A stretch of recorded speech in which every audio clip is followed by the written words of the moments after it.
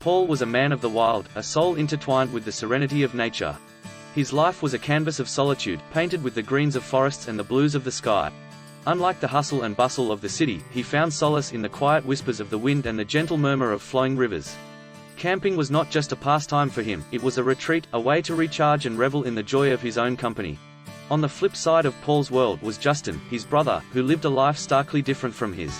Justin's home was always bustling with energy, laughter, and the pitter-patter of little feet. Justin is married with 5 daughters. His life was a whirlwind of responsibilities, school runs, and endless games of dress-up and tea parties. Paul adored his visits to Justin's home. He loved his nieces dearly, engaging in their imaginative play and basking in the chaos that only a house full of children could muster. Yet each visit left him drained, craving the silence and peace of his solitary existence. It was a sunny afternoon when Paul received an unexpected call from Justin's wife, Clara. Their conversations had always been pleasant yet superficial, often revolving around family gatherings and the children's antics. However, this time, the depth of Clara's voice caught Paul off guard. She spoke of loneliness, of feeling overwhelmed and disconnected from Justin. It was a side of her he had never seen, a vulnerability she had not shown.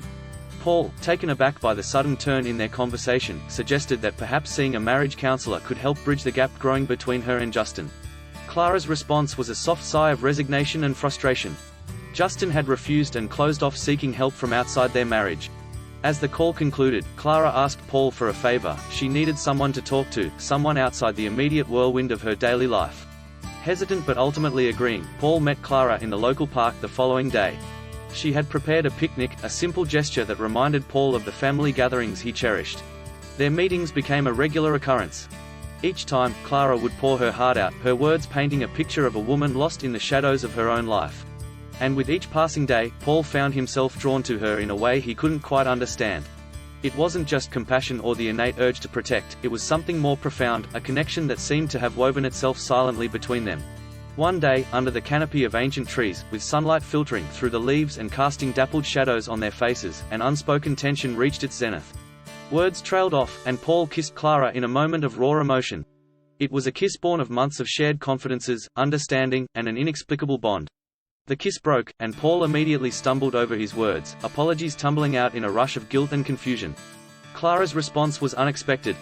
Her eyes, usually so full of sorrow, sparkled with something akin to relief and desire. "No," she whispered, "I wanted you to kiss me for the longest time." Paul was torn. His loyalty to Justin warred with the feelings he had developed for Clara. He was a man who thrived in solitude, yet here he was, entangled in the complexities of human relationships in a way he had never imagined. In the days that followed, Paul wrestled with his conscience. The solitude he once found in nature seemed elusive, replaced by a turmoil that echoed the chaos of Justin's household. Yet, unlike the exhaustion that followed his visits to Justin, this turmoil was a storm of emotions he couldn't escape by retreating into the wilderness. The inevitability of facing Justin loomed large. Paul knew the secrecy could not and should not last. His respect and love for his brother demanded honesty, regardless of the outcome. The thought of hurting Justin was unbearable, yet the thought of stepping away from Clara, now that he had acknowledged his feelings, felt equally impossible. The narrative of Paul's life had taken a turn he never anticipated. From a loner who found peace in the solitude of nature, he had become a central figure in a story of love, loyalty, and conflict. The journey ahead was fraught with difficult decisions and potentially heart-wrenching consequences. As Paul stood at the crossroads of his own making, he realized that the quiet he so cherished in the great outdoors was the absence of sound and the presence of peace within. The challenge now was to find that peace amidst the cacophony of his current predicament.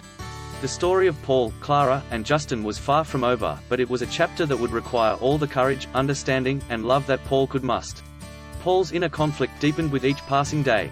The once clear lines between right and wrong blurred into a grey mist of emotion and desire. His love for the tranquility of nature was a stark contrast to the storm brewing within his heart.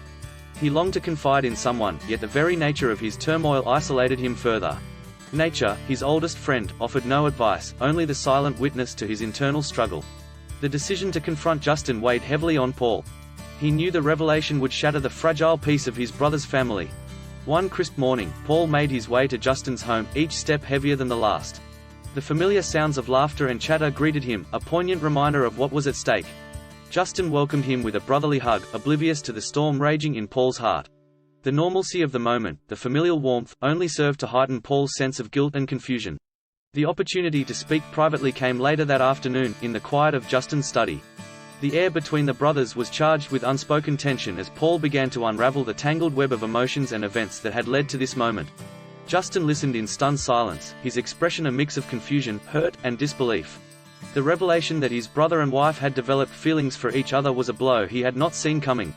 Anger flared, followed by a profound sense of betrayal. Yet beneath the tumult of his emotions, a thread of understanding began to emerge. He knew Clara's loneliness and the disconnect that had grown between them. Justin also knew Paul, a man of integrity and solitude, would not have allowed himself to be lightly drawn into such a situation. The following conversation was fraught with emotion, a painful but necessary airing of grievances, fears, and unspoken truths. Paul expressed his deep regret for the pain caused, and his words were a testament to his love and respect for his brother. Clara, too, joined the conversation, her admissions adding layers to the complex tapestry of their relationships. In the weeks that followed, the bonds of family were tested as never before. Marriage counseling, once a point of contention, became a shared commitment to rebuild what had been fractured. Paul, for his part, took a step back, allowing the space needed for healing to begin. His retreat into nature was no longer an escape but a time for reflection and growth. The solitude he cherished provided the clarity to see the value in his connections with his family, however complicated they might be. The story of Paul, Justin, and Clara is a testament to the complexities of the human heart. Love can lead to joy and pain in its many forms. Yet, it is through navigating these emotional landscapes that true growth and understanding can occur. As Paul returned from his retreat, he found not the silence of solitude but the peace of resolution, a newfound appreciation for the intricate tapestry of human relationships woven through his life.